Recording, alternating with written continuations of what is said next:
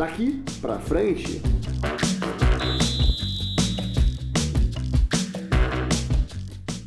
Olá, olá, olá! Começando aqui o primeiro episódio do Daqui pra Frente, podcast sobre inovação e novos negócios na área do esporte, na indústria esportiva, esse segmento que a gente tanto gosta. Eu sou o Bruno Maia, para quem não me conhece ainda, além de sócio de uma agência de conteúdo, a 14, www.14.ag. Também tenho uma participação no segmento de futebol, tendo sido vice-presidente de marketing do Vasco por 2 anos. Oportunidade na qual eu me aproximei muito dessa indústria e sempre tive um interesse muito grande na parte de novas tecnologias. E disso surgiu o interesse que hoje nos traz até o Daqui para Frente. E um dos personagens importantes dessa minha trajetória é o nosso primeiro convidado, o senhor Vinícius Gomes. Ele, além de fundador do Sportistics, uma empresa brasileira que aplica inteligência artificial para mensuração de dados sobre imagens e automação de imagens, e que tem feito uma trajetória bem bacana no mercado nos últimos 2 anos. 2 anos. Além disso, ele é um dos idealizadores da BST, a Brasil Sport Tech, que é o assunto do nosso primeiro episódio, né? Antes de mais nada, dizer que para você saber mais canais de interação, de interatividade com o Daqui para Frente, você pode entrar no nosso site, quer dizer, no meu site, no caso, www.brunomaia.cc, brunomaia.cc, e lá tem canais de contato, de interação, para você falar com a gente e participar mais de perto do programa. E também todos os canais onde você pode baixar, ouvir o podcast. Então, no Daqui para Frente vão ter alguns episódios que eu vou estar comentando assuntos da semana, assuntos contemporâneos, e muitos deles vão ser com entrevistas, não só no Brasil, como fora dele, com personalidades que têm puxado a inovação na indústria do esporte como objeto do seu trabalho. O Vini, que hoje está aqui, nosso primeiro convidado, a gente nos conhecemos ano passado, em 2019, em Israel, uma oportunidade que fomos lá para ver a cena de Sportex israelenses a convite do governo da Câmara de Comércio Exterior de Israel. E desde então a gente tem trocado muita figurinha sobre esse universo, e ele acabou me aproximando bastante do universo de startups da área de esporte aqui no Brasil, sobretudo através da BST, da Brasil Sport Tech, que é como eu falei, nosso assunto de hoje. Então, Vinícius, seja bem-vindo. Aqui uma honra ter você no nosso primeiro episódio hoje para falar da BST. Obrigado, Bruno. Obrigado. É uma honra estar aqui. Vamos começar explicando assim o que é a BST e qual é o contexto de mercado que existe hoje para inovação, para startups de esporte no Brasil, e por que é importante existir uma entidade como a BST. Bom, contando um pouquinho de história, assim, eu acho que isso exemplifica bastante o porquê que a gente acabou criando essa comunidade, que eu acho que é o melhor nome que a gente dá para o que a BST representa hoje. Quando a gente começou a Sportistics, no final de 2017, a gente acabou interagindo muito com o mercado internacional de startups ligadas a conteúdo, a esporte e mídia. E muitas vezes, quando a gente conversava com aceleradoras, fundos e players desse mercado, eles perguntavam para a gente como é que era o cenário de Sport Tech no Brasil, né? Uma vez que o Brasil é uma potência, se não uma potência em todos os esportes, pelo menos uma... Mas o esporte é uma grande paixão aqui, né? E o mercado consumidor é muito grande, né? Exatamente. Então, quando a gente interagia, por exemplo, com australiano, israelense, inglês, eles sempre perguntavam pra gente como é que era o mundo das Sports Tech no Brasil, e eu me sentia muito mal de ter que gaguejar e não poder responder claramente de que existia um mercado, existia um segmento, existia uma vertical, que é um nome bonito que se dá para essas coisas. Eu não me agrado muito em me colocar como uma vertical, mas uma vez que startups de outros segmentos brasileiras são referência no mundo, como fintechs ou como health techs e etc., por que não existia um cenário de sports tech? Então, um pouco dessa provocação que a gente acabou recebendo e interagindo com os gringos, e usando o exemplo de Israel, que foi o ambiente onde a gente se conheceu, eu realmente me senti envergonhado de ter um cenário de sports tech em Tel Aviv maior do que o que tem em São Paulo, frente à representatividade esportiva que os dois países têm olimpicamente ou globalmente em relação aos esportes. Então, a ideia da Brasil Sports Tech surgiu de um grupo de pessoas que tinham a mesma provocação, ou seja, sentiam o mesmo incômodo, e seguindo um pouco a esteira do que a gente vê nas outras verticais de startups, como tentar organizar ou aumentar o nosso conhecimento sobre o que está acontecendo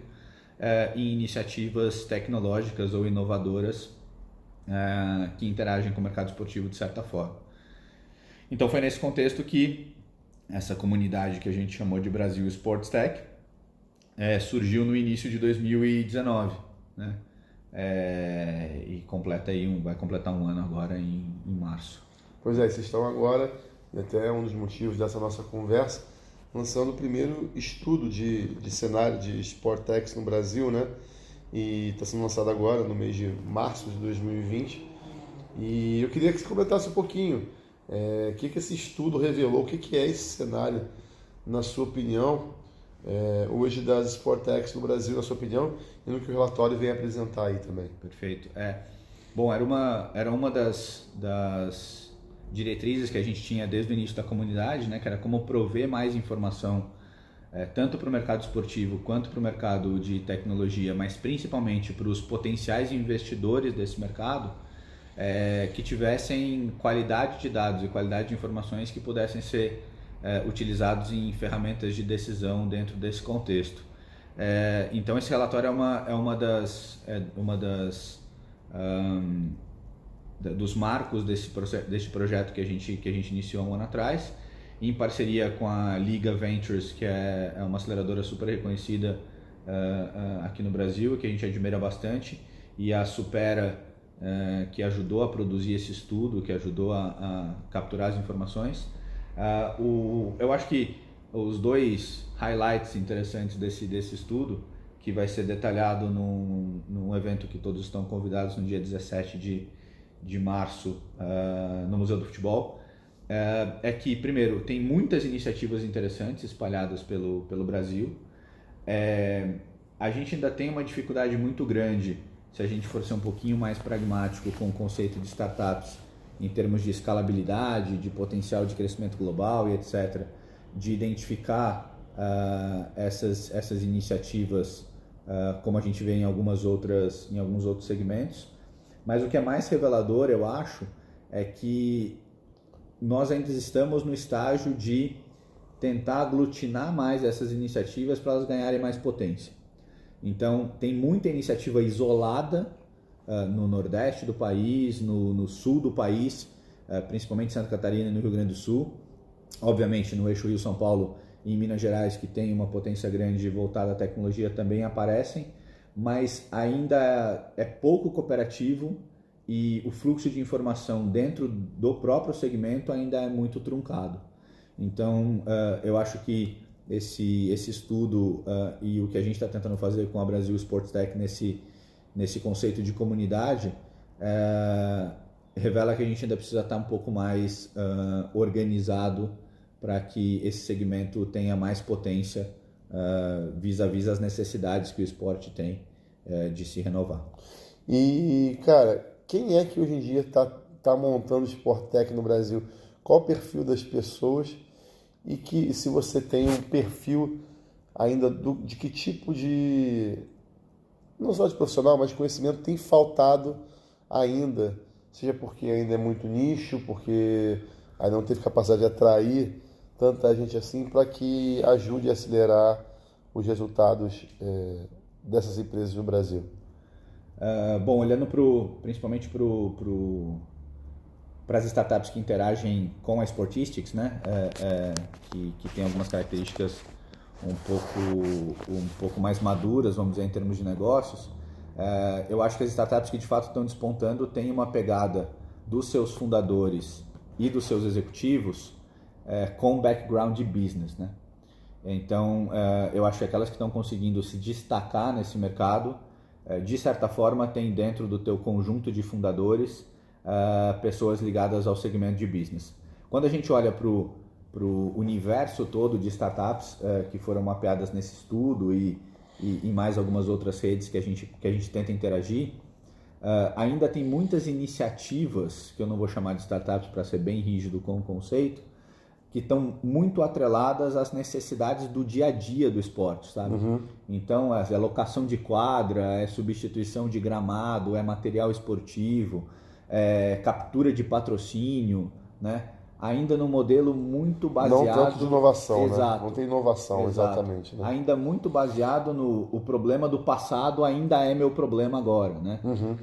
Uma coisa que nós dois discutimos bastante é como é que a gente olha para que problemas do passado não necessariamente precisem ser resolvidos, porque os novos problemas talvez sejam mais importantes de serem atacados agora, né? Talvez os problemas do passado morram no meio do caminho sem precisarem ser resolvidos. Muitos deles vão deixar de existir antes que as respostas cheguem. Exatamente, né? Exatamente. Então, eu acho que, pensando na questão que você levantou sobre que tipo de profissional ou que tipo de iniciativas ainda são carentes, são aquelas que olham bem para frente e falam, não, peraí, o mercado esportivo está indo para esse lado. Uhum. Como é que eu vou resolver problemas que ainda não surgiram em clubes, em federações, com tecnologias que eventualmente já estão disponíveis, né? Porque uma das intenções desse podcast também é ajudar a estimular quem está querendo entrar. A gente sabe que muita gente sonha em trabalhar com a área do esporte, com marketing esportivo, com o esporte de uma maneira geral, mesmo não sendo marketing, finanças, enfim, na área médica, em várias áreas. O esporte ele é um hub de atração, porque envolve toda essa paixão e tal. E eu percebo que tem aumentado muito o nível de formação, sobretudo de quem está entrando no mercado nos últimos anos, tem se buscado mais conhecimento e tudo.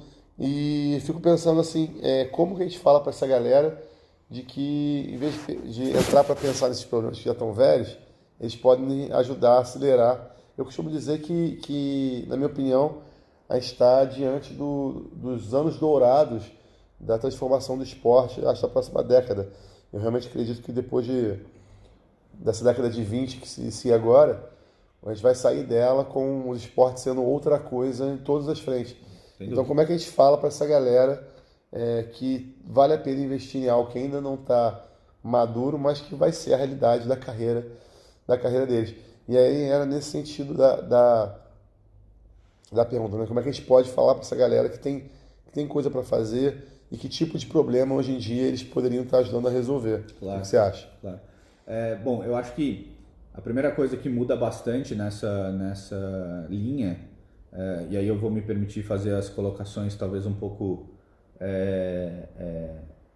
me valendo da minha ignorância de não ser um cara do segmento esportivo, de não ter vindo do mundo esportivo, é que eu acho que o esporte ele é uma fatia da sociedade, sabe? Uhum. Ele não é exatamente uma profissão, a menos que você seja jogador de futebol, a menos que você seja dirigente, a menos que você seja da comissão técnica. Uhum.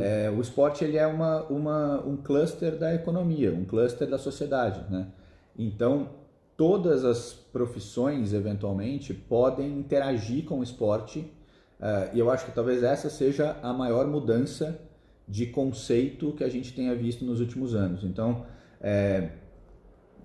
usando o exemplo do nosso dia a dia, quando a gente pensa conteúdo esportivo, por exemplo, você tem que ter conhecimento sobre conteúdo. Sim. Você tem que ser bom de conteúdo, né? O fato de fatiar isso para o conteúdo esportivo é só porque você está derivando isso para um cluster da sociedade que tem interesse naquilo, né? Eu sou economista de formação, trabalhei no mercado financeiro.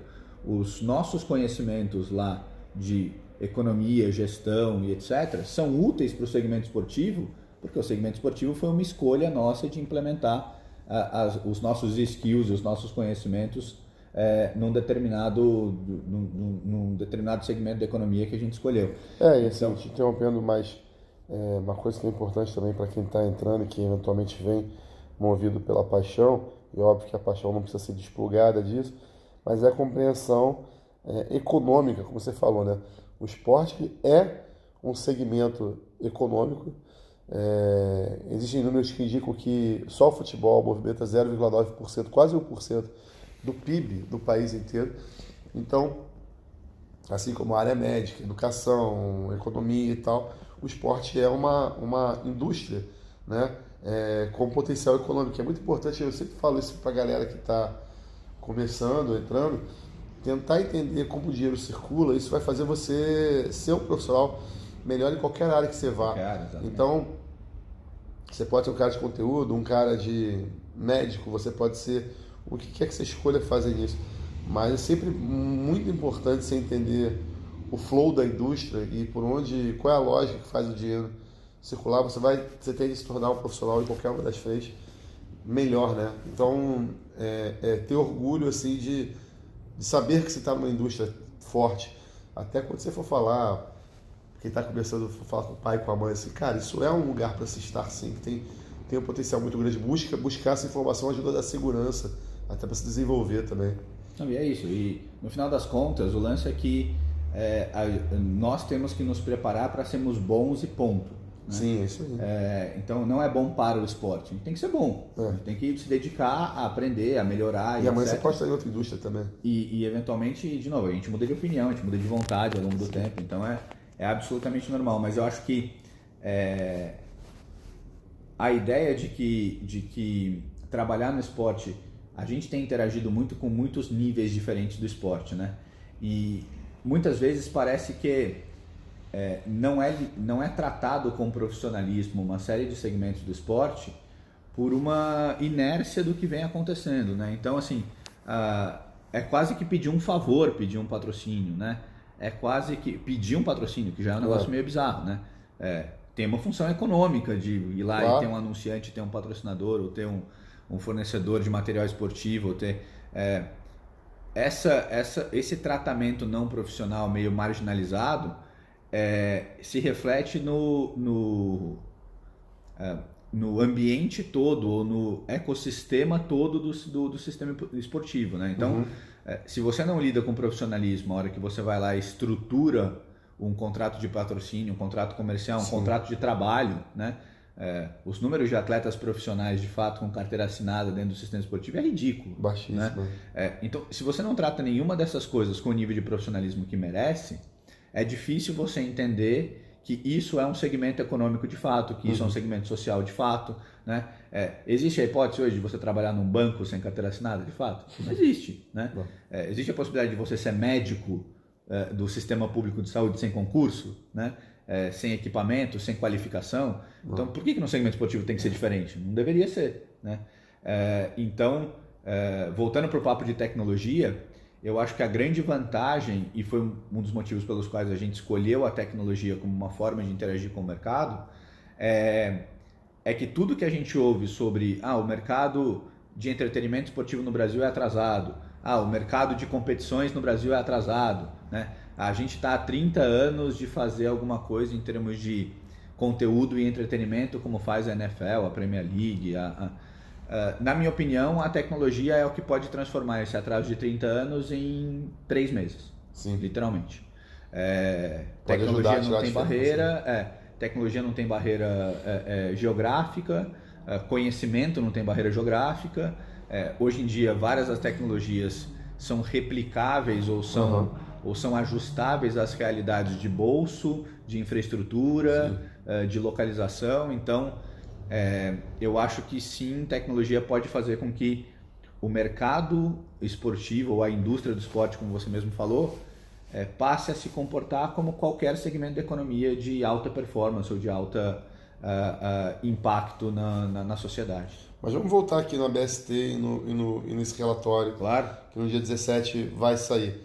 O que você acha que de mais, você falou um pouquinho, você deu um panorama de como é que você vê o cenário das Sporttechs do Brasil, mas o que você acha que esse relatório tende a contribuir, ou traz dados que possam ajudar no fomento de curto prazo dessa área, assim. Claro. Bom, o objetivo de começar a gerar informação qualificada e com critérios e cuidados para esse segmento tem muito a ver com o nosso background de sermos, antes de startupeiros e empreendedores desse segmento, da gente ter trabalhado no mercado financeiro e ter sido Mas eu não quero falar para a mãe né? que vai ser startupeiro. Startupeira, dureza, né? Não fala não fala não, faz esse segredo. Ou como a gente adora anglicismo nesse segmento, fala que você é um startupper, que é mais bonito do que startupeiro. Mas antes disso, a gente foi do segmento de investimento, né? É impossível você tomar decisão de investimento sem informação qualificada, né? É negligente, basicamente. Então, quando a gente olha para o segmento de aceleradoras, incubadoras, venture capital, investidores profissionais ou investidores anjo, todo esse ecossistema que sustenta o desenvolvimento de inovação no mundo, todos esses players, eles necessitam de conhecimento qualificado, de informação qualificada. Então, a gente conhece uma série de venture capitals que tem no Brasil, por exemplo, a de investidores profissionais. Na política de investimento desses fundos, não tem o item Sports Tech, por isso, inclusive. Então, se nem na política de investimento está aprovado investir em Sports Tech, como é que você vai conseguir morder um pedaço do dinheiro daquele investidor? Né? Mas por que tem Fintechs, por que tem Health Techs, por que tem Insurance Tech? Porque existe informação qualificada para se tomar decisão sobre esses segmentos. Então, acho que o primeiro efeito que a gente espera desse processo todo que está sendo construído com a BST é gerar informação qualificada sobre esse mercado. Né? E isso certamente vai impactar em ter mais players interagindo com esse mercado, que é absolutamente importante. O segundo ponto que a gente quer atacar com esse tipo de movimento é literalmente conseguir compartilhar informação entre os atuantes deste mercado, dentro desse mercado. Então, eu como um founder de uma Sport Tech, eu preciso saber o que está acontecendo com as Sport Tech no Brasil. Eu preciso entender o que mais está acontecendo no Recife, no Rio Grande do Sul, no Amapá, em relação ao mercado que eu estou inserido. Né? Principalmente para entender se eu estou caminhando para um lugar que mais gente está indo junto comigo e posso ganhar força com isso, se eu estou indo contra um mercado que está com uma tendência e eventualmente eu possa aprender com isso, se tem negócios colaterais aos meus que podem promover parcerias, que podem gerar entregas e propostas de valor ainda mais elaborados. Então, o Brasil tem 210 milhões de pessoas, né? Tem empreendedores de vários segmentos, de várias maneiras, de vários níveis. É difícil, se você não tivesse informação centralizada, garimpar esse tipo de informação de forma artesanal. Né? Então, gerar recorrência, gerar um ambiente tanto físico com os nossos meetups mensais quanto virtual, né, de interação entre esses players, também é uma coisa que eu acho que pode ser importante com o marco desse relatório. E a terceira, que é o terceiro objetivo, inclusive, da constituição da comunidade, é fortalecer esse conceito de colaboração. Né? Então, eu acho que uma das coisas que mais se modificou na sociedade em termos corporativos ou em termos empresariais é que ao longo dos últimos 20 ou 30 anos foi se modificando a coisa da exclusividade da informação e da exclusividade do conhecimento para a colaboração da informação e a colaboração do conhecimento como uma forma de multiplicar mais do que simplesmente somar ou restringir os mercados.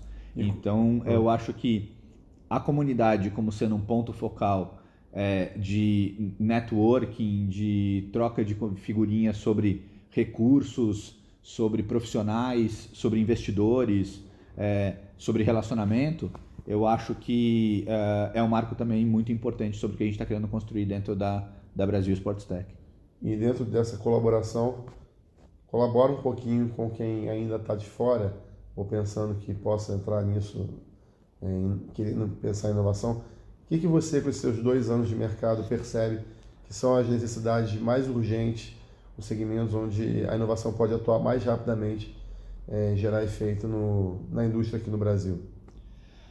Bom, eu acho que tem algumas coisas que são mais difíceis de serem desenvolvidas, mas que talvez gere barreiras para uma série de desenvolvimentos, né? A primeira é a inércia do pensamento no passado, né? A gente já, usando o exemplo da Sportistics, que está mais perto de mim, mas a gente já teve reuniões com dirigentes ou com profissionais da área esportiva que não acredita que inteligência artificial existe, né? Então, aí com isso você não sai do lugar, porque na cabeça dele inteligência artificial é o robozinho da TV que vai dominar o mundo e matar a sociedade, né? Quando você percebe que isso pode gerar eficiência, gerar novas linhas de receita para ele, e ele não acredita nem que existe aquilo que você está fazendo, é uma dificuldade enorme. Então, um dos pontos que eu acho que é fundamental, e aí eu acho que é um esforço coletivo, é gerar mais conhecimento sobre o que já é verdade, o que já é realidade, o que já está acontecendo, né? Mas então, tem setores que você acha que estão mais acessíveis, a possibilidade da tecnologia ser usada para, de alguma forma, ser manipulada, gerar soluções de curto prazo que o mercado já está talvez pedindo. Óbvio que essa dificuldade a gente entende, eu acho que está certíssimo sublinhar, mas aonde que de repente já dá para entrar e que tem muita oportunidade, você consegue mapear alguma coisa? O que é mais responsivo, sem dúvida nenhuma, é tudo que tem a ver com conteúdo. Tudo que tem a ver com conteúdo é muito mais responsivo porque é mais rápido de identificar que isso é monetizável, que isso são novas linhas de receita, né? Eu citei a parte da dificuldade do mindset ou da inércia do passado, porque conteúdo nunca foi o objeto principal de monetização do sistema esportivo, né? Ele estava ali inserido num contexto de outras linhas de receita, de outra dinâmica do dinheiro. E como você mesmo falou, entender o novo fluxo do dinheiro dentro do segmento esportivo é fundamental, né? Então, vamos pegar um exemplo claro, né? Não existia negociação de direitos de imagem há, sei lá, 50 anos atrás, né? Aí passou a se ter direito de imagem negociado do atleta com o time e com a federação. Hoje em dia, o Neymar faz propaganda da Gillette no Instagram dele, né? Então, não é mais a mesma dinâmica do fluxo de receita pela imagem daquele atleta do que existia há 50 anos do que existia há 10 anos atrás. Então, entender de que jeito isso se modifica é fundamental. A gente vê muitas oportunidades em toda a cadeia de conteúdo de verdade. Então, desde a produção, né, com iniciativas como são as produções autônomas, as produções descentralizadas, né, e dá para citar desde dos internacionais, Pixelot, ficou super famosa agora com a Globo comprando um pedacinho, que é uma câmera autônoma que usa inteligência artificial para poder fazer enquadramentos e etc. Ou Keymotion, que faz algo parecido, como Maicujo, TVN, Estádio TV, que fazem produções absolutamente descentralizadas a custos baixos, tornando acessível eventos esportivos que eram absolutamente fora da capacidade de serem consumidos, né? E na outra ponta, a distribuição, né? A distribuição virou uma coisa completamente diferente do que era há poucos anos atrás, não é nem há muitos anos atrás. Então, se o seu conteúdo não estava no circuito Globo, Band e ESPN, seu conteúdo não valia nada. Só não, peraí, mas agora tem DAZN, TVN Sports, Live Mode e Disney Plus e Facebook. E aí você fala, não, peraí, agora tem... essa semana passada a gente conheceu um pessoal muito interessante da Rede Contínua, né? Um web rádio no YouTube tem 1 milhão de assinantes no canal deles, né? Os caras narram o jogo com aquele melhor estilo web rádio, que eles não podem usar a imagem porque não tem direito sobre a imagem. E clássico São Paulo e Corinthians, 2 semanas atrás, tinha 200 mil pessoas ouvindo os caras na web rádio no YouTube, né? Outra realidade, né? Então, oportunidades de conteúdo com baixa necessidade de infraestrutura e de recurso e que valorizam muito mais o talento do profissional e os skills do profissional do que propriamente a barreira de entrada pela necessidade de investimento, tecnologia e infraestrutura, cara, são as oportunidades muito rapidamente responsíveis nesse nesse segmento. Mas eu acho legal também frisar, certamente, até para a experiência que você está descrevendo mesmo, o conteúdo tem essa... Pô, ligaram uma sirene aqui perto da gente agora, mas escuta, ninguém vai ser preso não, tá, gente? Pode ficar tranquilo, é só a sirene passando aqui perto do nosso QG de gravação agora. Mas também tem muitas oportunidades de Sportex em áreas, como a gente falou, que não necessariamente são nativas do esporte. Então, por exemplo, a parte de medicina esportiva, né? Você tem possibilidade de muita contribuição nisso, ou, por exemplo, toda a logística que envolve a operação de um evento esportivo, né? Você pode achar soluções de logística que atendam esporte. Acho que as Sportex têm por característica serem bastante amplas em termos de onde pode vir inovação. Pode ser de muitas áreas, porque é bem por aí. Ele acaba mexendo com várias frentes do espectro social do qual está inserido. Então eu estava vendo agora há pouco tempo a história do Maestro João Carlos Martins, que voltou a tocar.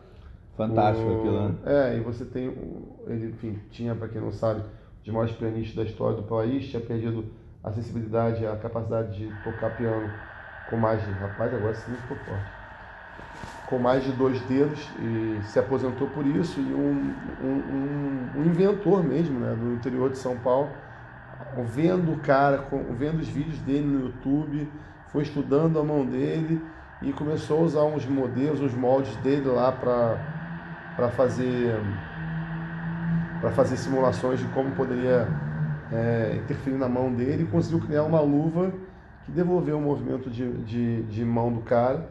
Ele voltou a se apresentar depois de 2, 3 anos aposentado, sem poder mais... E é um tipo de pensamento que no esporte tem muita aplicação, né? Claro. O cara que pegou uma invenção mecânica por uma limitação física de alguém com uma certa idade, de um desgaste por movimentos repetitivos. Quer dizer, são todas características que um atleta profissional poderia ter. E um cara que não está falando de tecnologia, ele não sabe nem que a palavra Sportec existe, ele simplesmente está pensando em inovação de uma maneira mais raiz mesmo, claro, né? Mas buscando soluções novas, enfim. Mas era isso, o cara usava o YouTube para ver os vídeos do cara, para estudar.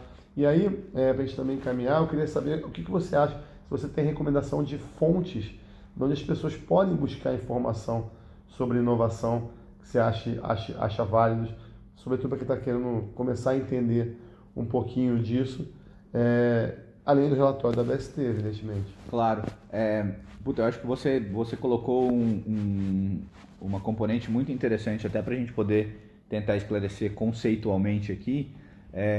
Quando a gente fala de tecnologia, a gente não precisa se prender pura e simplesmente à tecnologia computacional, né? Tecnologia é uma componente que modifica algo que tipicamente estava sendo feito, né? X, então, existe tecnologia, por exemplo, em treinamentos, né? Como é que você pode fazer protocolos de treinamentos diferentes, de novo, independente de estar usando computador, GPS, etc., mas com uma nova tecnologia de abordar aquele tipo de treinamento de uma forma diferente. Então, e nesse aspecto, a inovação e a tecnologia em termos não computacionais, talvez o Brasil seja referência em uma série de segmentos, né? Sim, legal. Atletismo, natação, futebol, né? E etc. Voltando para a tua pergunta, eu acho que, infelizmente, como fonte de informação, a gente tem muito pouco em português no Brasil. Temos aqui agora daqui para frente, um podcast. Com a tua iniciativa e com algumas outras iniciativas de podcast, eu acho que de fato tem fontes de informação interessantes, mas olhando para o que a gente fez e como a gente fez, a gente literalmente usou bases de dados globais. A gente tem muito pouca produção acadêmica voltada para esporte em série, em vários níveis. Vou esperar o novo sirene passar aqui. A gente tem pouca produção acadêmica em série voltada para esporte.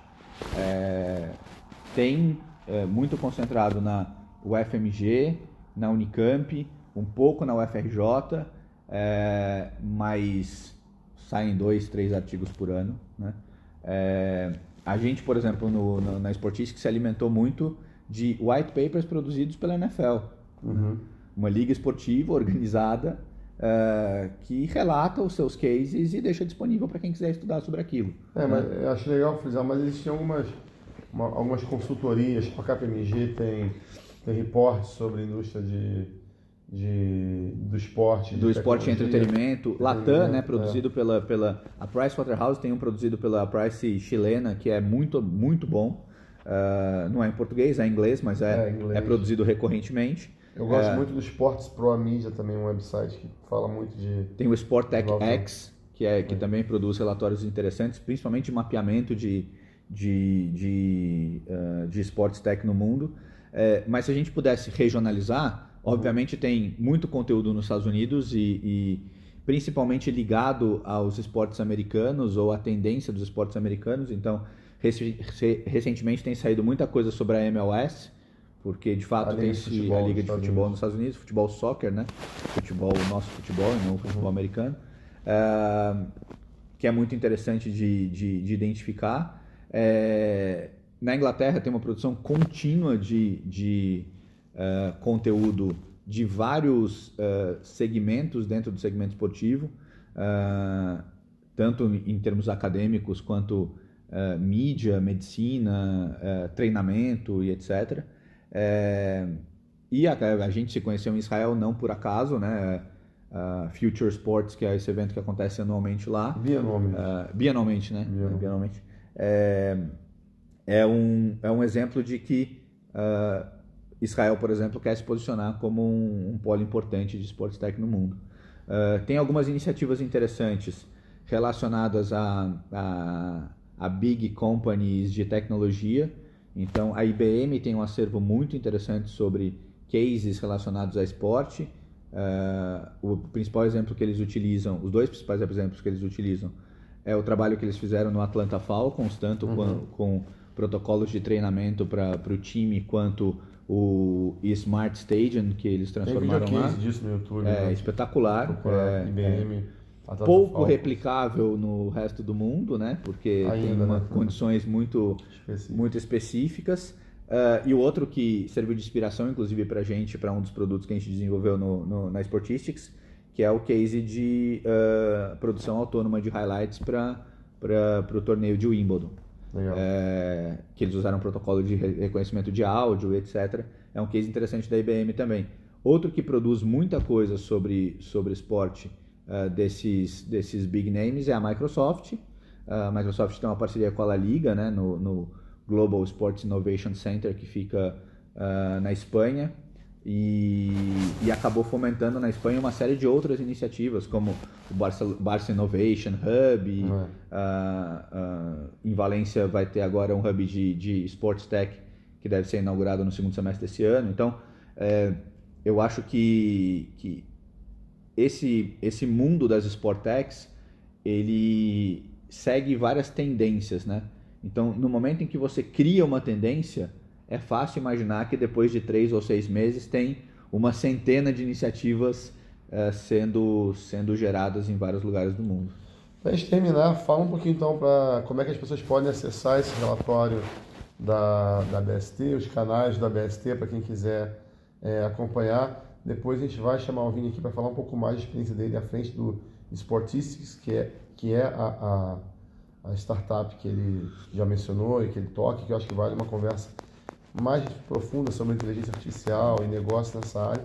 Mas para a gente terminar, já que o relatório está saindo aí, canta a pedra para quem quiser ir atrás, se informar mais e se aproximar também da BST. Perfeito. Bom, redes sociais da BST, Brasil Sports Tech, Brasil com Z. Com Z. 2 motivos pelos quais o Brasil é com Z. Primeiro, porque esse pessoal de São Paulo só fala inglês, rapaz. Brincadeira. É só mindset pra cima. Mindset é recorrente. Não, mas procurem Brasil Sports Tech nas redes sociais. E brasilsports.tech é o site. Então, lá vocês vão ter acesso à agenda de meetups, que acontece mensalmente em São Paulo. Meetups é bastante, encontro, né? Encontro. Pode ser encontro? Pode ser. Não, mas brincadeira, vamos lá. Mas os meetups que acontecem mensalmente aqui em São Paulo, e em Curitiba, e esporadicamente no Rio, em Florianópolis, Sempre que der, a gente vai divulgar aqui no programa os encontros da BST.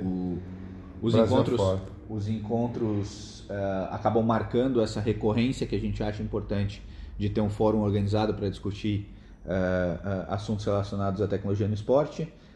Lembrando, dia 17 de março agora, no Museu do Futebol, às 9 horas da manhã, o lançamento do nosso primeiro estudo. E vai ficar disponível depois? O estudo vai estar disponível tanto nas plataformas da Liga Ventures, quanto nas plataformas digitais da Brasil Sports Tech, para quem quiser consumir.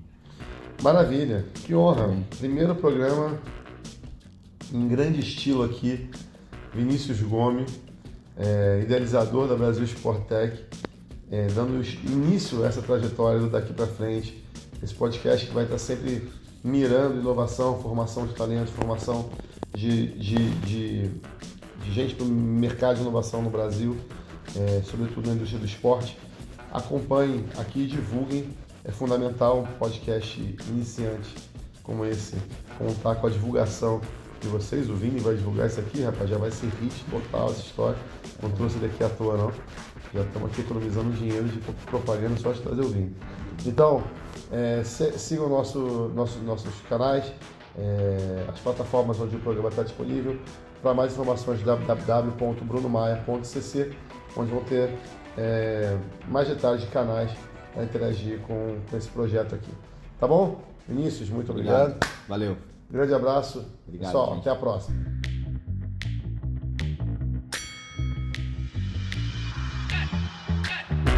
Daqui pra frente.